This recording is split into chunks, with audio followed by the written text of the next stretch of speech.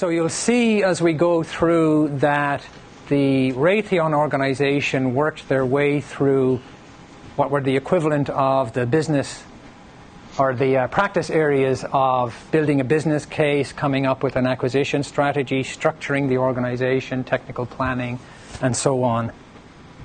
They actually were somewhat aware of the work being done in the framework at the time, but they weren't consciously setting out to create a product line. It was only after the SEI got involved and pushed them towards an architecture-centric approach that they realized that this is really the basis for a product line of ground station software.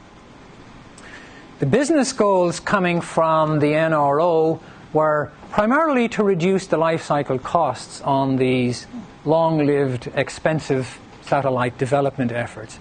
They also saw this as a way of reducing risk by having people use and reuse this standard set of components comprising the control channel toolkit.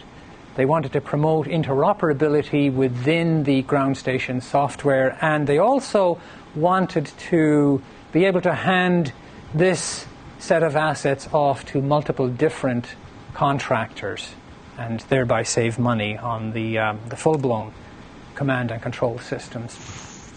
So they looked at DCCS, SSCS, and Spacecraft C2, looked at the commonality of requirements across these, figured out that we could actually learn some of the lessons about reuse from the work that had been done to date on DCCS and SSCS, and they projected these kinds of cost savings over the operational phase of development, or operational phase for the first Spacecraft C2 contractor. So a development savings of 18%, and I always think it's funny that they're so absurdly precise about these numbers, that you're down to the, I guess it amounts to quite a chunk of change on a multi-billion-dollar contract, but why not just round it up as 18 and 28?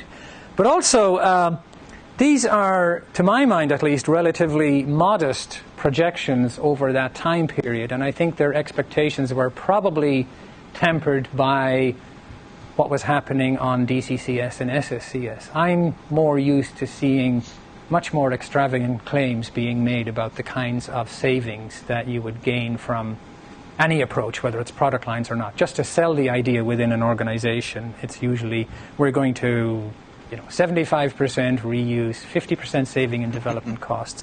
So these were the official numbers that they projected for CCT. The three original organizations, the DCCS and SSCS and Spacecraft C2, became the primary partners in this, although for whatever reason at some point along the way the SSCS people bailed out, and we never did get the story on why that was.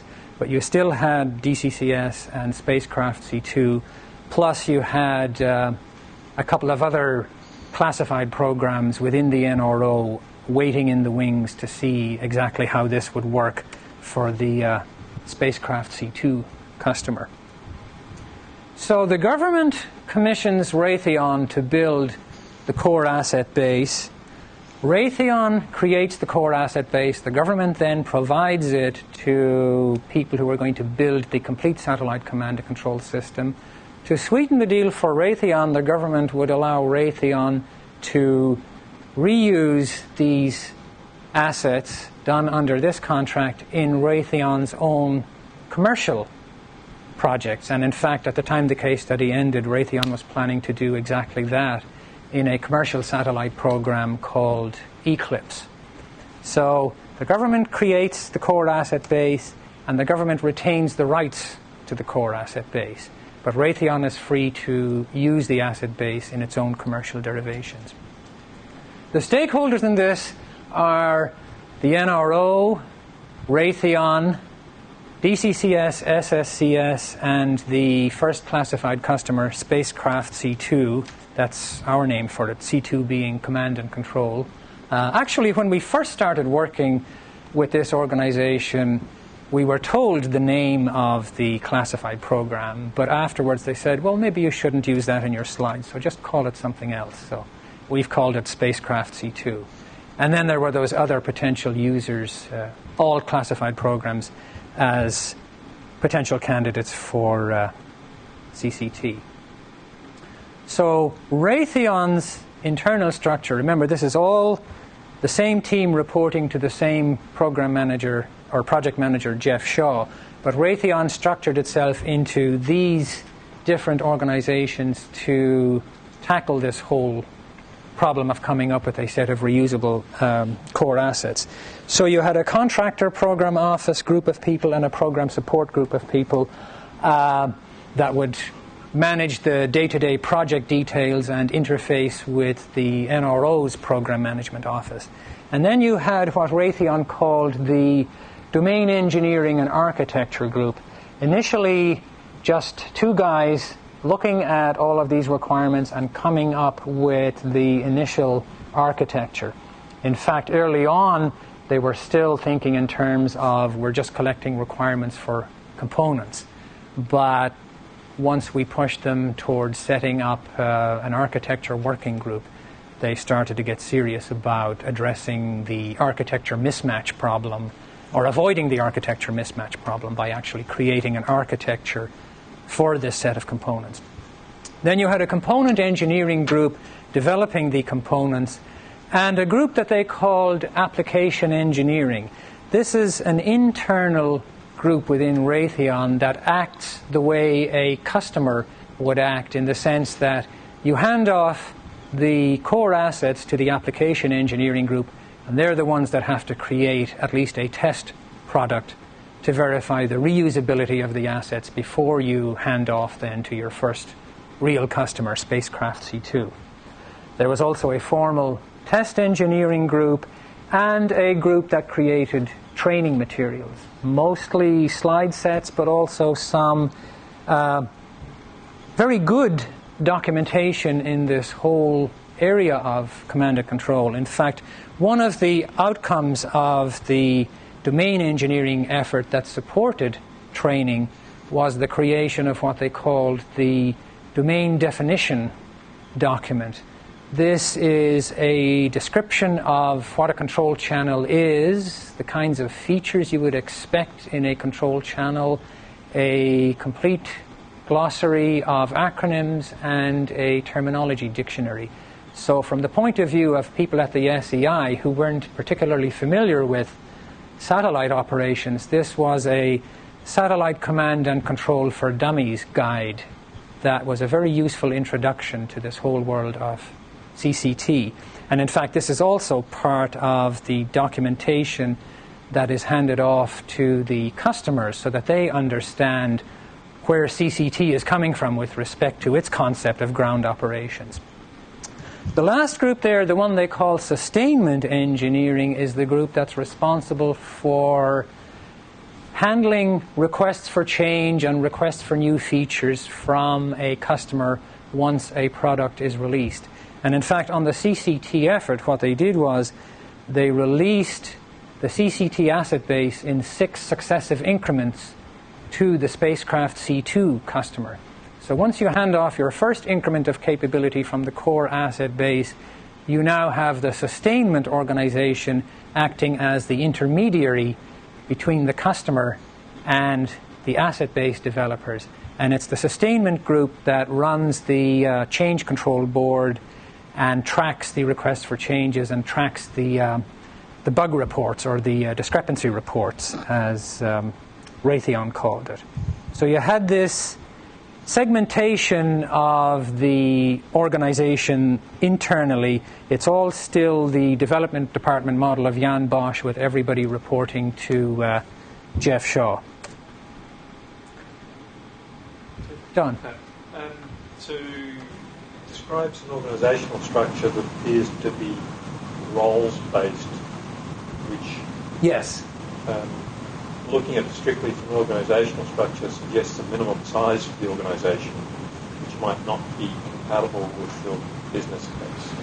So, to some extent, are you really just describing roles rather than an organisational structure?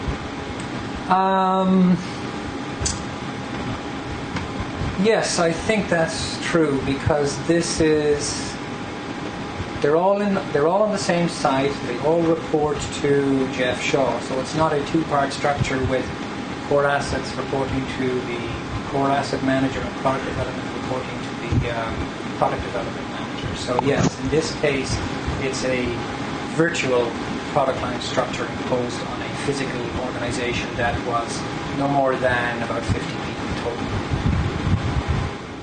Were they all government folks, or were the contractor support as well? This gets into that centrally funded labor pool discussion we had yesterday with government organizations. That would make a difference in the business model. As far as I know, these were all Raytheon people. This is all the Raytheon organization. Okay. Now, on the government side, you had the program office being supported by CETA contractors, software engineering technical assistants, and you had organizations like the SEI and the Aerospace Corporation. Okay. Actually, there were some aerospace people participating in the working groups, so they're not under the direct command of Jeff Shaw, but they're stakeholders that participate. But yeah, so this is a role-based segmentation of the Raytheon team. And I know they did have some representatives from the spacecraft C2 people involved in this, because as it turns out, the spacecraft C2 contract was also a Raytheon contract, but a classified contract. So they treated it as a separate organization. So you hand off... Firewalled them. Pardon? They firewalled them. They firewalled them, yeah. But we did have representation from the spacecraft C2 people in the working groups, and we had participation particularly on the test engineering group. So one of the first influences that the SEI had was the creation of the architecture working group. The NRO set up the CCT working group and the stakeholder working group, and so you had people like senior level people such as John Olinger and Linda Northrup on the CCT working group, and then on the stakeholder working group you had representatives from DCCS and SSCS and Spacecraft C2, and we also pushed them to create an architecture working group to address the needs of creating an architecture that would provide some prescriptive guidance for how this toolkit is supposed to work together. And as I said, we also had representatives from the SEI and the Aerospace Corporation. The Aerospace Corporation in particular has a lot of expertise in this area, and in fact, I believe they were heavily involved in the SSC effort, the generalized requirements for multiple satellite contracts. So the NRO concluded that there was a case to be made for pursuing this approach, and in, I think it was October of '97, John Olinger came to the SEI because he was a big believer in reuse and a big believer in the kinds of work that the SEI was doing, and wanted us to act as advisors on this contract. And in fact, it's to Raytheon's credit that they were willing to put up with the SEI having to come in and ask all kinds of awkward questions about their development processes and their architecture. In fact, it turned out to be a very nice engagement for us, because this was a very talented team that we ended up working with, and they're of course working in a really cool application domain, and it was nice to get trips to Denver. Weather permitting. Yes. And one of the things that we found with this organization, unlike a lot of other contracting organizations, was they were very good at documenting what they were planning to do by way of these different plans. And they were also one of the earliest organizations that I can remember that used the web as an internal way of sharing information. And in fact, they also gave us access to their website, so we could monitor the status of the project. We could monitor the formal reports at the end of each increment. We could look at the plans, and it cut down on the number of back and forth trips to Denver. Like the other case study, this one involved lots and lots of technical interchange meetings, and in fact, the two guys who were the lead architects on this, they ended up spending a lot of time on the working groups, the CCT working group, the stakeholder working group, the architecture working group, doing a lot of hand-holding with the people expected to create components to conform to this architecture. The NRO, because of its previous experience with the Raytheon contractor, did not burden this contract with an inordinate number of reviews. There were formal government reviews at the end of each increment, but to a large extent they relied on the interchanges among the working groups and the people on the working groups to iron out problems. And in fact, each of the successive increments that occurred, I think, about every couple of months or so, resulted in no major problems and no showstoppers before getting the go-ahead to move on to the next increment. This was during acquisition reform. The explicitly trust the contractors to do the right thing and minimal government oversight is necessary. Yes. Yeah. The pendulum has swung somewhat the other way. Oh, yeah, quite a bit the other way. Yeah. Yeah. The NRO also came up with a concept of operations for a product line organization. And in fact, the SEI worked with the NRO and I think at least one other organization to create a technical report on a concept of operations for a product line organization. So that's how this organization got started. Not a we're going to go out of business stimulus for doing this, but more an opportunity to save money on the routine kinds of operations that you see as a recurring pattern across all satellite efforts.